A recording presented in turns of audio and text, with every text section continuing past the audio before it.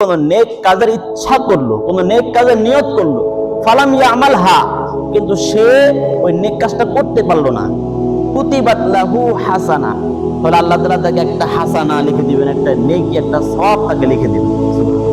শুধু নেক কাজের নিয়ত করা হয়েছে কিন্তু নেক কাজ করতে পারা যায়নি, তাহলে কয় নেকি দিবেন আল্লাহ তাআলা? এক নেকি লিখে দিবেন। আপনি কিছুই করলেন না, শুধু নিয়ত করছেন, এই নিয়তের বদলে আল্লাহ তাআলা এক নেকি লিখে দিবেন। ফাইন আমিলাহা, আর আপনি যে নেক কাজের নিয়ত করেছিলেন, যে ভালো কাজ সৎ কাজের নিয়ত করেছিলেন, সেটা যদি করতে পারেন তাহলে কি হবে? কুতিবাত লাহু আশরু হাসানাতি, আর আল্লাহ তাআলা 10টা নেকি দান করবেন, 10 গুণ নেকি দান করবেন। যে নেক কাজটা করবেন, সৎ কাজ ভালো কাজটা করবেন, এই কাজের যে সওয়াব, এর চাইতে 10 গুণ সওয়াব আল্লাহ তাআলা বেশি দান করবেন। সুবহান, এটা আল্লাহ তাআলার একটা নীতি।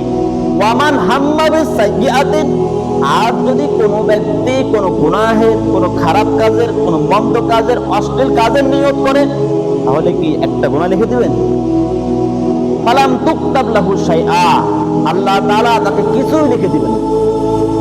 আল্লাহ তাআলা কত দয়ালু, নেক কাজের নিয়ত করলে, নেক কাজ করতে না পারলেও এক সওয়াব লিখে দেন, আর সে নেক কাজ যদি আদায় হয়ে যায় তাহলে 10 গুণ সওয়াব লিখে দেন। পক্ষান্তরে আমরা যদি কোনো গুনাহের নিয়ত করে ফেলি, কোনো অশ্লীল কাজের নিয়ত করে ফেলি, তাহলে গুনাহ লেখা হয়? কোনো গুনাহ লেখা হয় না। হ্যাঁ, ফাইন আমিলাহা, কেউ যদি এই গুনাহের নিয়ত করার পরে গুনাহের কাজটা করে ফেলে, এই মন্দ অশ্লীল কাজটা করে ফেলে, কুতিবাত লাহু সাইয়্যাতান ওয়াহিদা, তাহলে তার আমলনামায় শুধু একটা গুনাহই লেখা হয়। সে যে গুনাহের কাজটা করে শুধু সেই গুনাহই লেখা হয়, অন্য কোনো গুনাহ লেখা হয় না। আল্লাহ তাআলা কত মেহেরবান। আমি নেক কাজ করে ফেলে আল্লাহ তাআলা সেই নেক কাজের যা সওয়াব হয় এর থেকে 10 গুণ বেশি দান করেন, কিন্তু গুনাহের কাজ করলে যতটুকু